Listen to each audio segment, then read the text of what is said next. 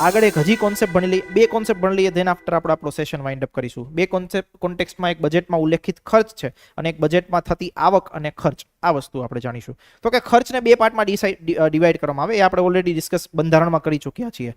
એક હોય ભારિત ખર્ચ અને એવો એક અભારિત ખર્ચ. ભારિત ખર્ચ કોને કહેવાય? તો કે જે ખર્ચ ઉપર સંસદમાં કોઈ પણ પ્રકારનું મતદાન થતું નથી દર વર્ષે, તો કે એને કહેવાય ભારિત ખર્ચ. તો કે કેવો ખર્ચો?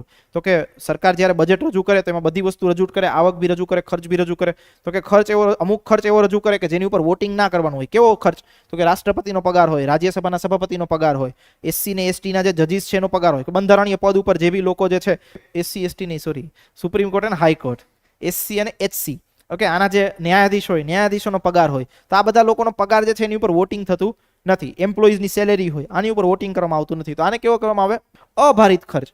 સરકાર કોઈ નવી યોજના લાવે છે, નવી યોજના માટે લેશે 5,000 કરોડ રૂપિયા વાપરવા છે, તો આને મંજૂર કરાવવા પડે સંસદમાંથી.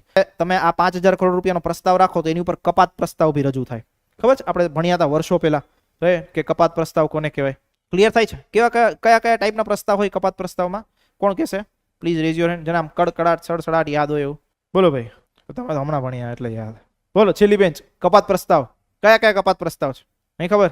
આખો દી કરો છો શું? અહીંયા આખો દી અહીંયા બેઠા હો, સવારથી લઈને રાત સુધી.